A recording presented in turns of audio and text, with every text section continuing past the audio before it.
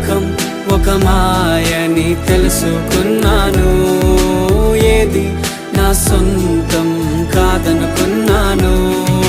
తప్పిపోయిన కుమారుని నేనైతే నా కొరకై నిరీక్షించే తండ్రి నా యేసు.